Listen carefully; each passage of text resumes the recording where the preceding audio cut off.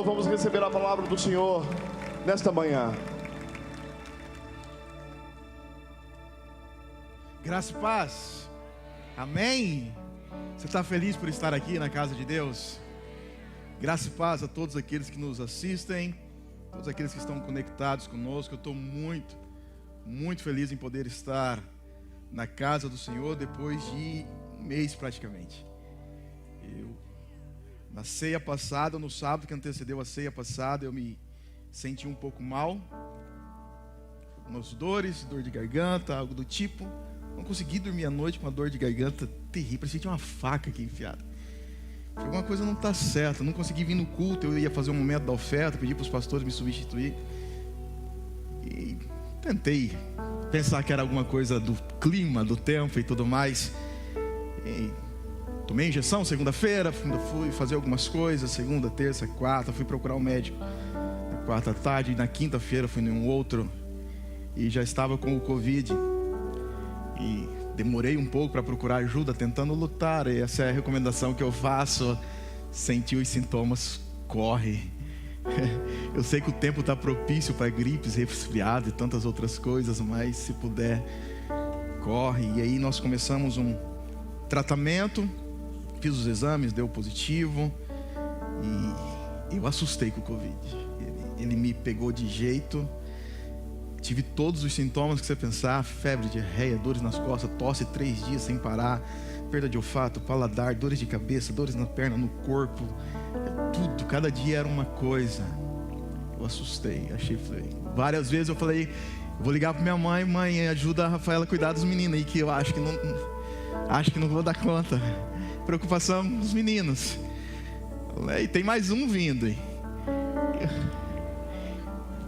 Um pouco mais tranquilo, falei assim: acho que a Rafaela vai ficar solteira, porque quem vai querer isso tudo de menino? Então tranquilo, essa mulher vai ser só minha mesmo eu partindo, tem que ter muita coragem.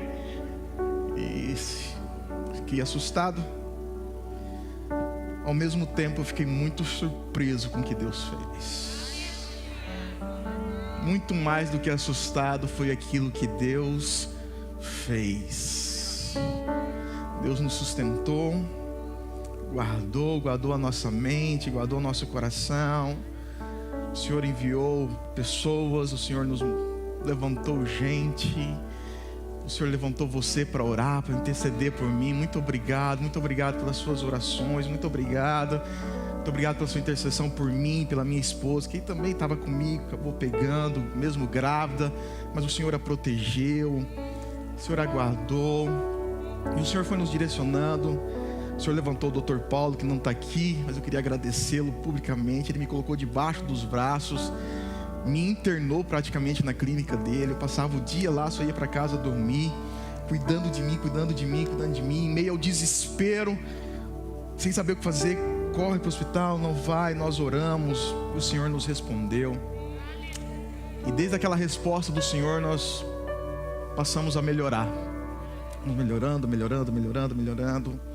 Foi um pouco longa a recuperação por causa do tempo que demorou, por causa do que acometeu também. Mas eu estou bem, graças a Deus. Eu estou aqui já com 2 exames. Não vou ficar com medo do pastor, viu?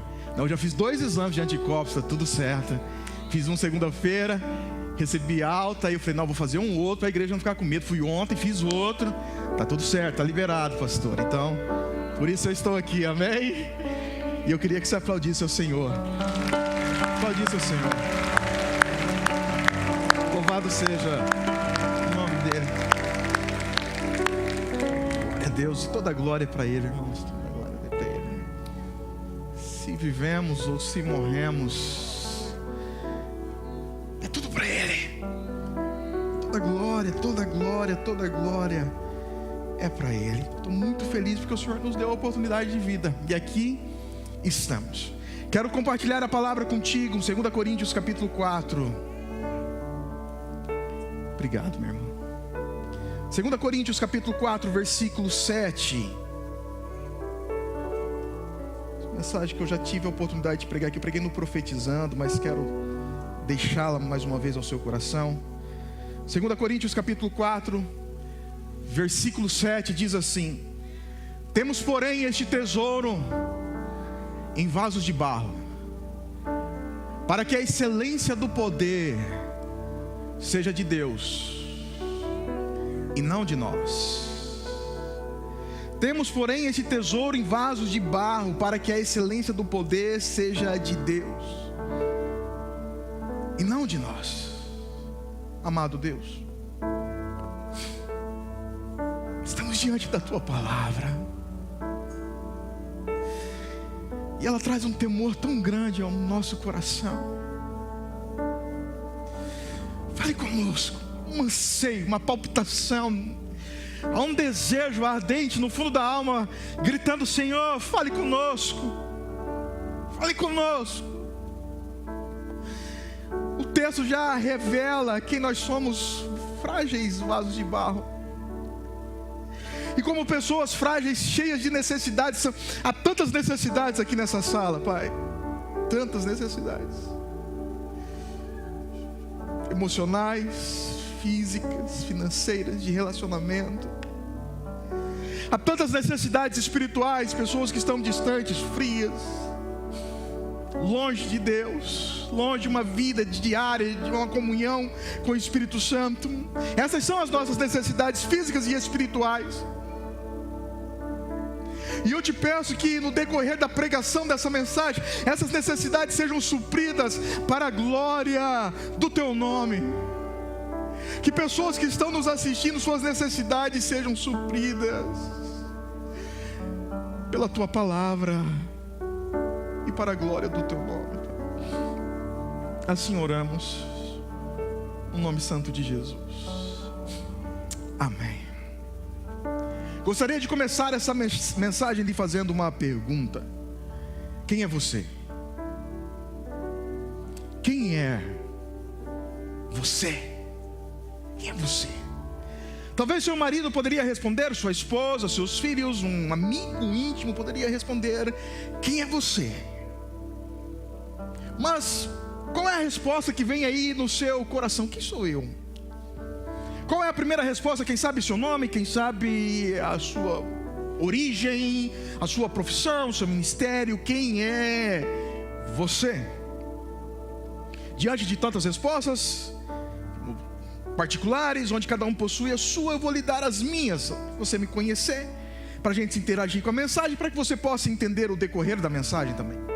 Quem sou eu? Oswaldo Júnior, filho de caçula de uma família sacerdotal. Posso dizer que nasci em um lar evangélico, em um berço evangélico. Sempre estive nos caminhos do Senhor, mas mesmo assim tive meu momento de decisão, de aceitar a Cristo como Senhor e Salvador da minha vida, aos 10 anos de idade. Eu não me esqueço, eu brincando de carrinho com alguns amigos, debaixo de uma mangueira, eu falei: hoje eu vou aceitar Jesus. Com 10 anos de idade, eu vim até a frente, o pastor Oswaldo fez apelo, eu vim até a frente. Quem sabe ali para muitos não era nada, apenas um menino que era da igreja, eu já vim da frente, mas para mim, eu estava aceitando a Jesus como Senhor e Salvador da minha vida. Aos 14 anos eu me batizei, aos 22 anos eu casei, sou marido, sou pai, sou normal como você, também fico enfermo, também fico bem, cheio de erros, de acertos, e um dependente extremo da graça, do perdão e da misericórdia do Senhor, diária. Sou aquele que está se aproximando dos 40 anos, apesar de não parecer. Os 40 anos bate a porta, e junto com essa idade tem um negócio chamado crise da meia-idade, ela vem vindo. E junto com a crise da meia-idade, as perguntas: o que eu já fiz? 40 anos, o que eu já fiz? O que eu irei fazer? Como será o meu futuro? A gente começa a se preocupar com essas coisas. A gente começa a olhar os mais velhos e fala: peraí, como é que é ser assim? Como é que será o meu futuro, a minha vida lá na frente? Mesmo descansando em Deus como um ser humano normal, essas coisas também me acometem. E aí eu preciso entender então que 40 anos é sim a velhice da juventude, Não dá para fazer mais o que a gente gostaria de fazer, não dá para correr, não dá para competir tanto assim, mesmo mantendo uma saúde agradável, mas a gente começa a ter limitações, o óculos começa a chegar e as outras coisas por aí. Eu preciso entender que 40 anos é a velhice da juventude. Mas eu preciso passar por essa década e chegar aos 50 e entender que aos 50 é a juventude da velhice. E tudo isso faz parte da vida. Sou um pastor auxiliar e com a graça bendita do Senhor, hoje estou aqui como pregador da palavra. Como pregador da palavra, sou daquele que, como todos os pastores, trazem o peso e a responsabilidade de entregar uma mensagem do Evangelho que pode mudar, transformar e acrescentar algo aos corações. Essa responsabilidade pesa.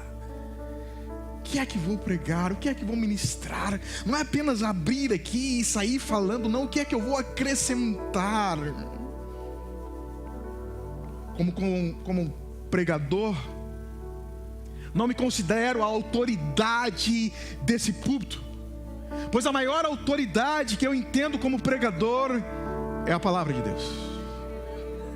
É a palavra de Deus, e por isso que eu gosto de deixar bem claro: vocês precisam ouvir a mensagem, vocês precisam analisar a mensagem, vocês precisam julgar a mensagem pela própria Bíblia, porque a Bíblia explica a Bíblia, a começar em mim.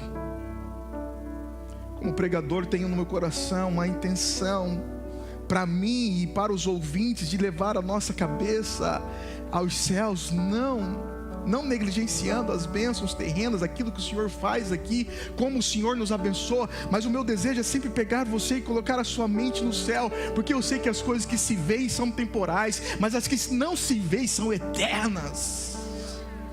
São eternas.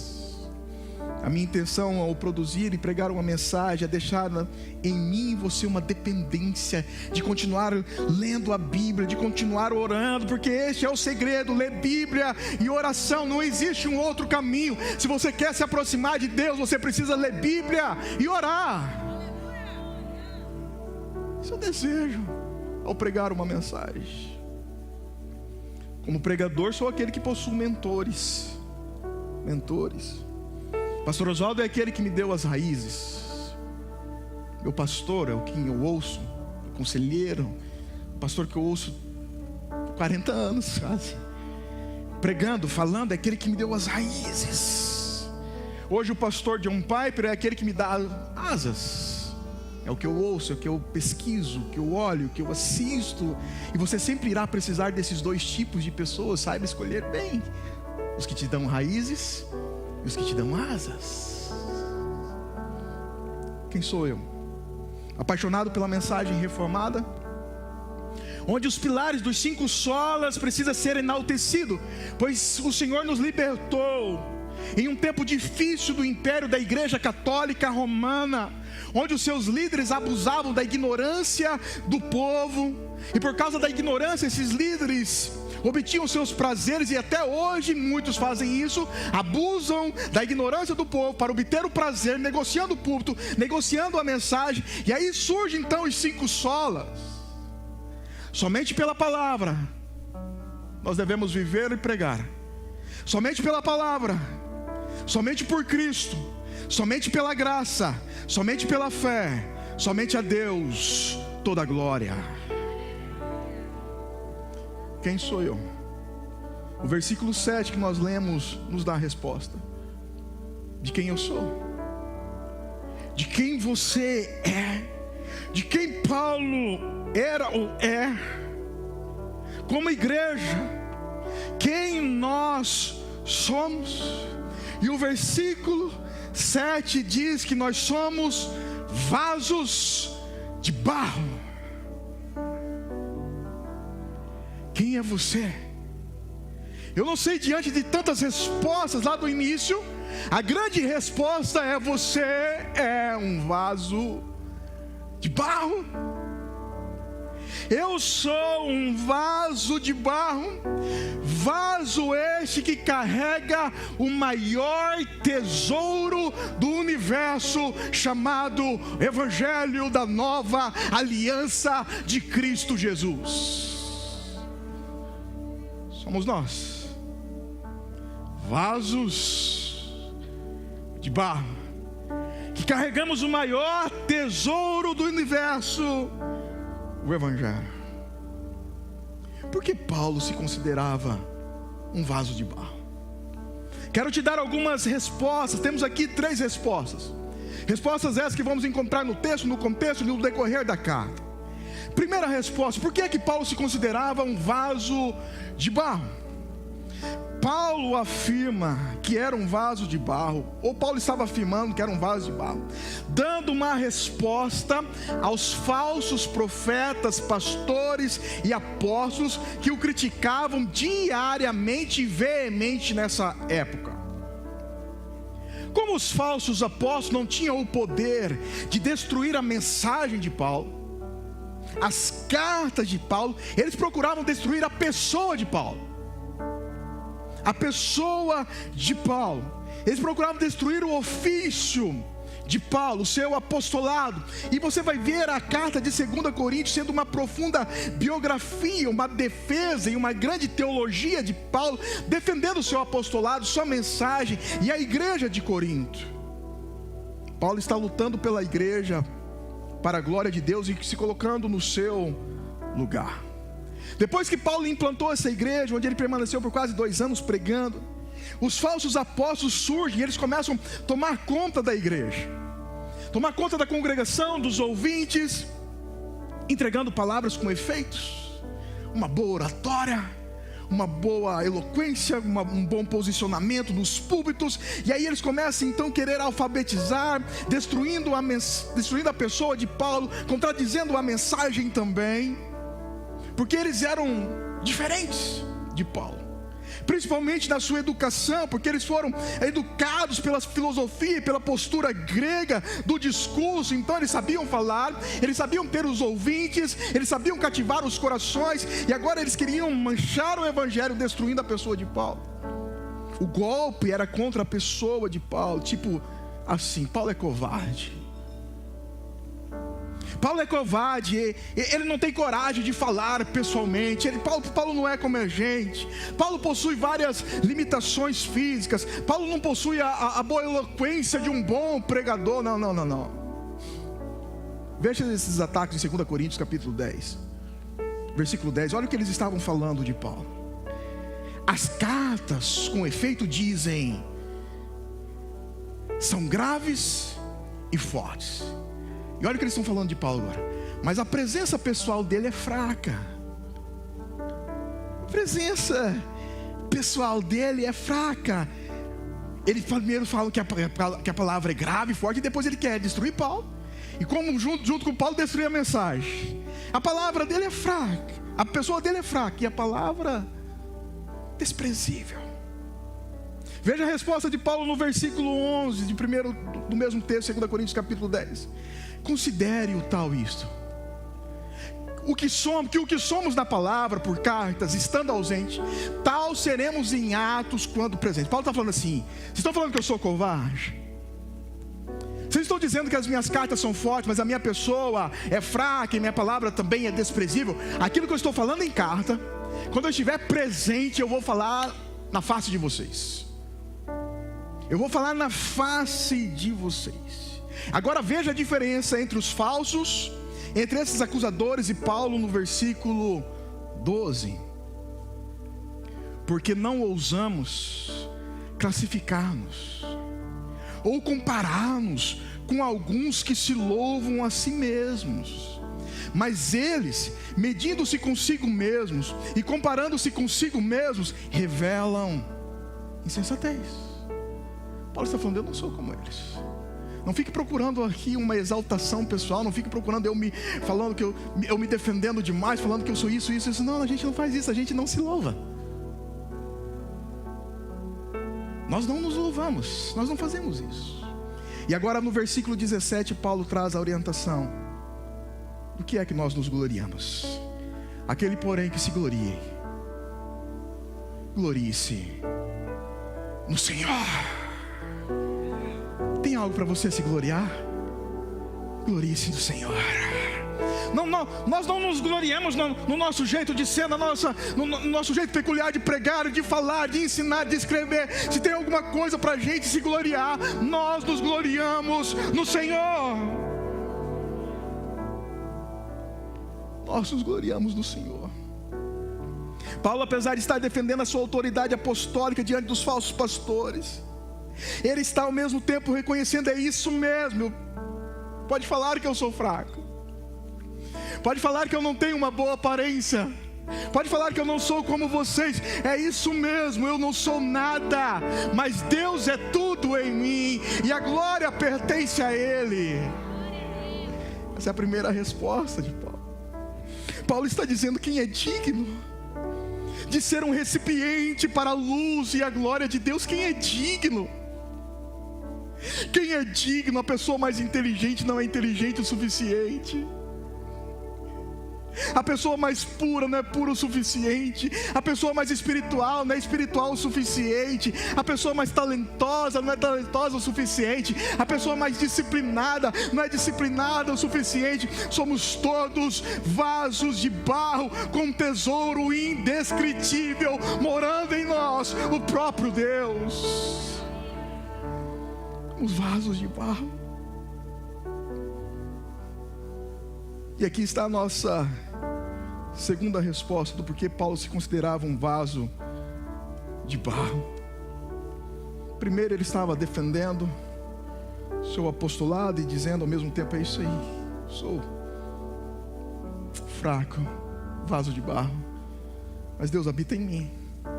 A segunda resposta é: porque eu sou vaso de barro.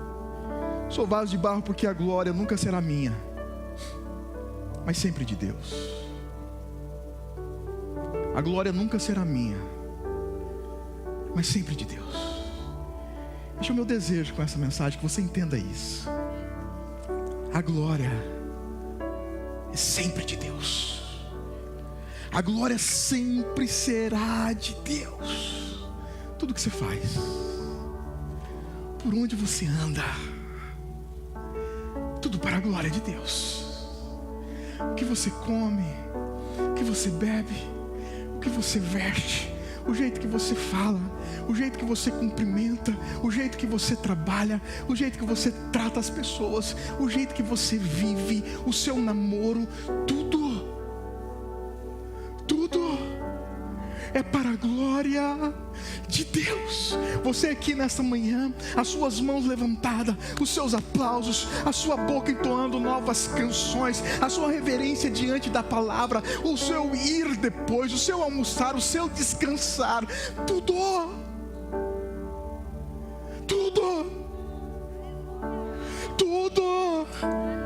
é para a glória de Deus. Se nós entendemos isso, se nós entendemos isso, a nossa vida se tornará uma vida que agrada ao Senhor, mesmo quando estamos dormindo ou trabalhando.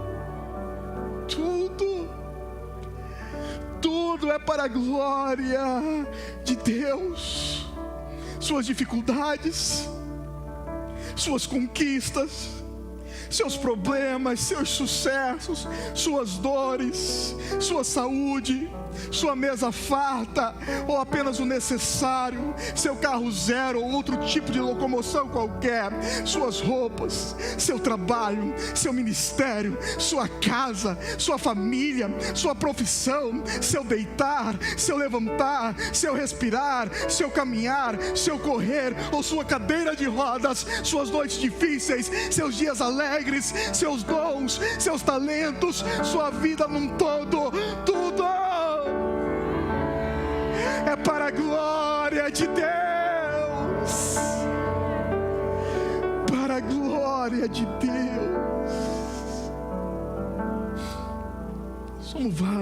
Somos vasos de barro.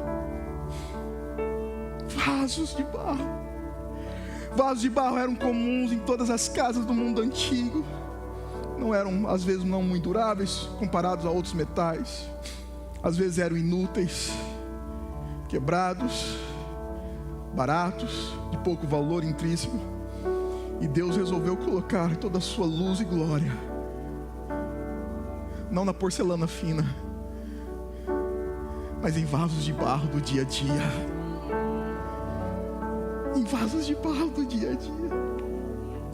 Isaías capítulo 43, versículo 7. Os vasos de barro é todo aquele que é chamado pelo meu nome. Vasos de barro. Eu chamei pelo meu próprio nome. E que criei para quê? Para a minha glória. E que formei e fiz. Vasos de barro chamados, criados pelo Senhor para a sua própria glória. Eu sei do porquê eu e você fomos criados. Porque somos vasos de barro. Vasos de barro para que através desse barro Deus mostre toda a sua grandeza e glória. Sabe por quê? Como vasos, nós não aumentamos a glória e a beleza do Senhor. Nós apenas refletimos o que tem dentro de nós. Mesmo sendo barro, criado através do barro, fomos feitos à imagem de Deus. Quando você coloca um porta-retrato na sua sala, no seu escritório, em algum outro cômodo qualquer, geralmente você coloca para que as pessoas possam te ver. Essa é a grande intenção. Se você ir lá na casa da minha mãe, na sala, você vai ver todo mundo lá. Os antigos têm mais esse costume. Nós, né, a gente perdeu um pouco. Lá em casa você vai achar um monte de porta-retrato, mas com foto dos outros que veio das lojas. Mas geralmente é assim, nós colocamos portas-retratos de momentos bons, felizes, agradáveis, que tragam boas memórias. A grande intenção é: me vejam. E você que veio aqui em casa, me vejam.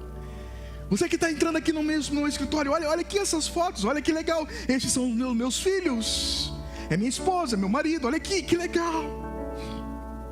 Me vejam. Foi para isso que Deus te criou. Foi para isso que Deus me criou. Essa é a imagem, ou a definição de Imago Dei. Ou seja, Deus te criou para que as pessoas possam olhar para você, e quando elas olharem para você, enxerguem Ele. Deus encheu o mundo de porta-retratos, eu e você. E como nenhum homem pode ver o Senhor e permanecer vivo, Deus permitiu aos homens olharem para nós e enxergar Deus. Olha para você e vê Deus, olha para você e vê Deus, olha para sua casa e vê Deus. Mesmo em suas dificuldades, mesmo em seus problemas, as pessoas olham para você e elas precisam enxergar Deus. No mundo inteiro, Deus está sendo visto. No mundo inteiro, Deus está sendo visto através de vasos de barro. Vasos de barro, vasos de barro, vasos de barro, vasos de barro, vasos de barro, no mundo inteiro, refletindo a beleza de Deus. Paulo nos dá mais uma vez a resposta do porquê somos vasos de barro: para que a excelência do poder seja de Deus, não de nós. O poder sempre foi, sempre será de Deus. Você viu o texto que nós lemos de Isaías? Eu chamei, eu formei, foi eu quem fiz, para minha glória. O poder sempre será de Deus. Vamos encontrar muitos vasos de barro na Bíblia, todos aqui são. Como Abraão, vivia em meio a um povo idólatra, era velho para receber uma promessa, mas como ele era de barro, Deus o fez pai da fé e pai de multidões, para mostrar a Abraão ao mundo que o poder e a glória pertencem ao Senhor. Davi, outro vaso de barro, valente em Deus, ao mesmo tempo culpado de pecados terríveis, a má administração da sua casa, adultério, homicídio, mas se tornou um homem segundo o coração de Deus, não pela sua força, mas pelas suas fraquezas e dependência. Pois quem é que pode fazer um homem como este o maior rei de todos os tempos? Somente aquele que tem todo o poder e toda a autoridade, e Ele é Deus. Moisés fugiu da presença de Faraó, Não se achava hábil para liderar um povo, temia o chamado, mas se tornou um dos maiores profetas de todos os tempos, porque ele sabia que era vaso de barro, e o poder e a glória pertencem ao Senhor. Elias destruiu os profetas de Baal, Eliseu e os seus milagres, Daniel na cova dos leões, Sadraque, Mesaque, Abednego na fornalha, José de escravo a governador. Os profetas maiores, como Jeremias, que dizia: ah, Senhor, por que me escolhestes? Eu não sei falar, sou como uma criança, mas se tornou um grande profeta de Israel, porque o poder e a glória pertencem ao Senhor.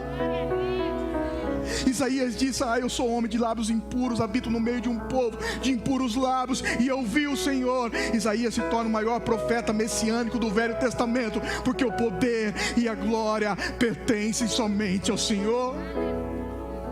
Os profetas menores, Joel, Jonas, Abacuque, Sofonias, Zacarias, Malaquias, todos dependentes do poder e da glória de Deus. Os discípulos cheios de limitações, cheios do Espírito Santo. As pessoas olham: não são estes aqueles galileus limitados? Eles transformaram o mundo através da pregação do Evangelho, tudo porque o poder e a glória pertencem ao Senhor. Paulo, perseguidor da igreja, religioso ao extremo, depois cheio de necessidades, se transforma no maior evangelista e doutrinador da igreja de todos os tempos. Tudo por quê? Porque o poder e a glória pertencem ao Senhor. E eu, você, quem somos nós? Quem nós éramos? O que é que nós desenvolvemos hoje? Aqui estamos louvando ao Rei da Glória. Por quê? Por quê? Por quê? Porque somos vasos de barro, e o poder e a glória pertencem ao Senhor. Nós não somos super poderosos, nós somos super dependentes, para que o poder e a glória continue sempre sendo do Senhor.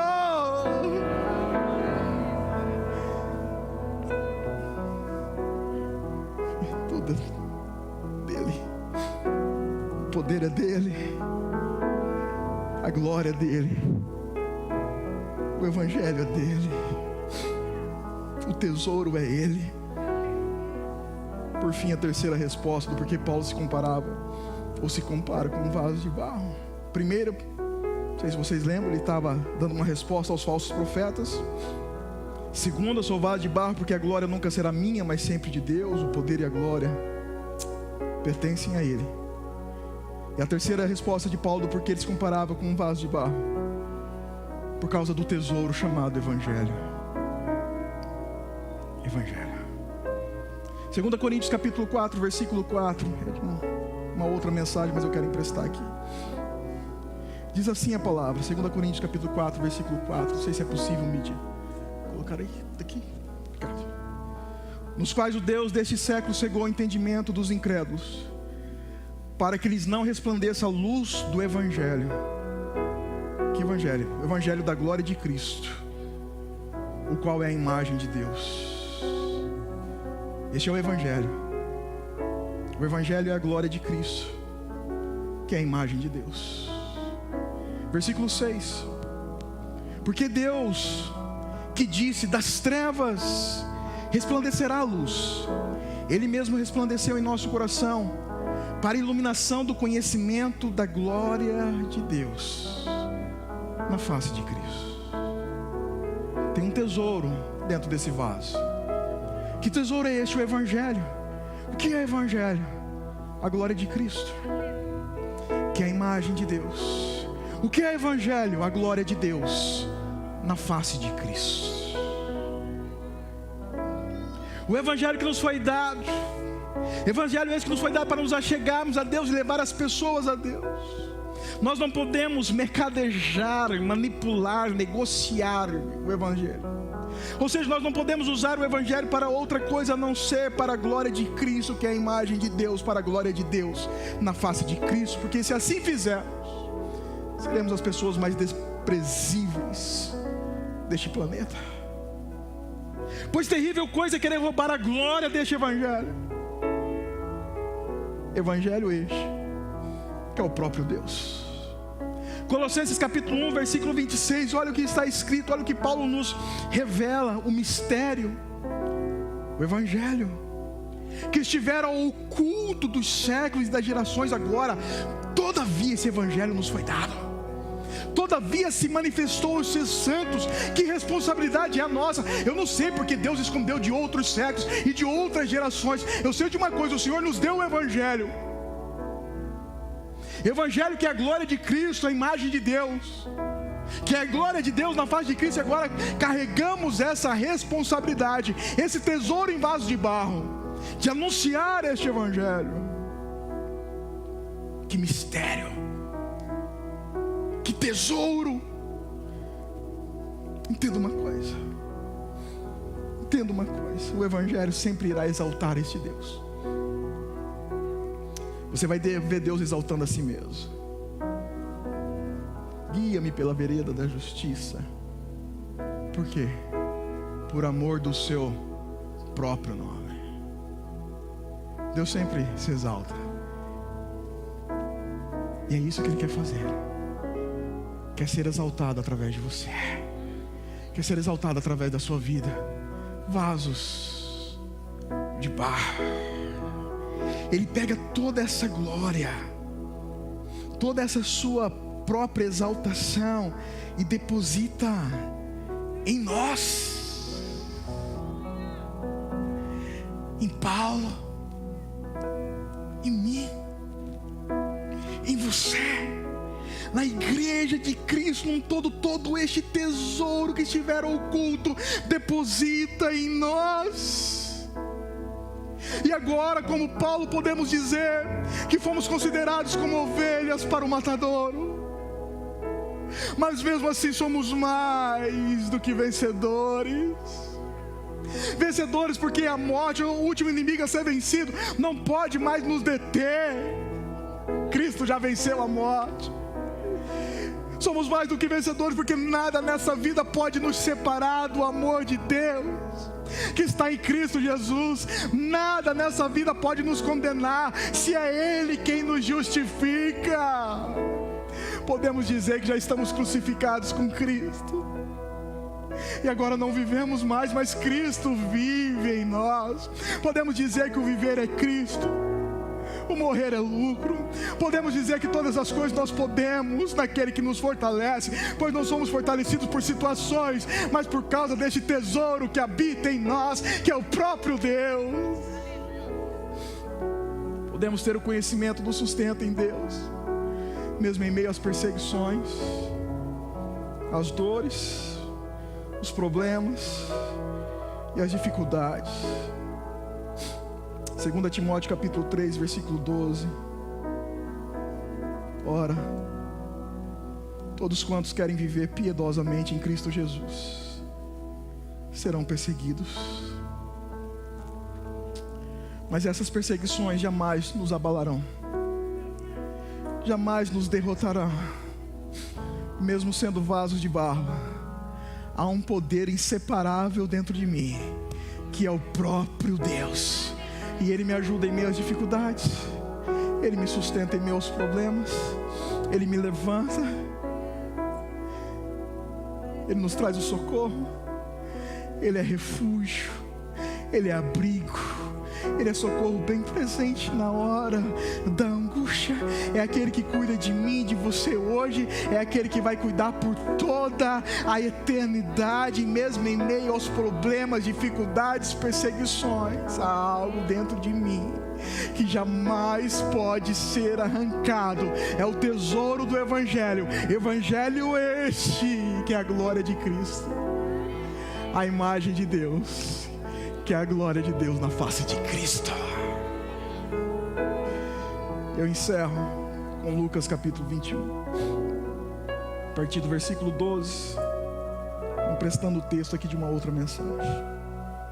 Jesus falando dos últimos tempos, falando da nossa fragilidade como vasos. Antes, porém, de todas essas coisas, lançarão mão de vós e vos perseguirão, entregando-vos às sinagogas e aos cárceres, levando-vos à presença de reis e governadores por causa do meu nome.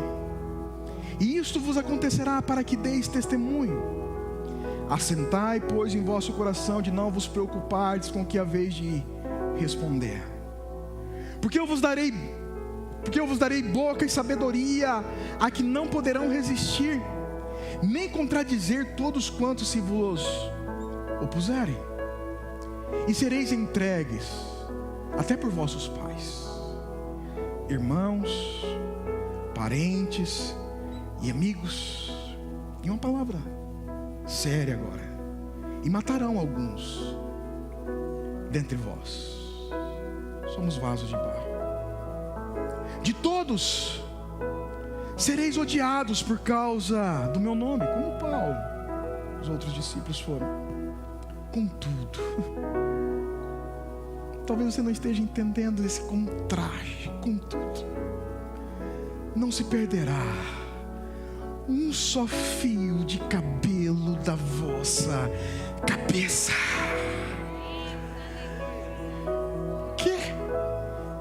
O senhor leu o mesmo texto? Como assim? Sim.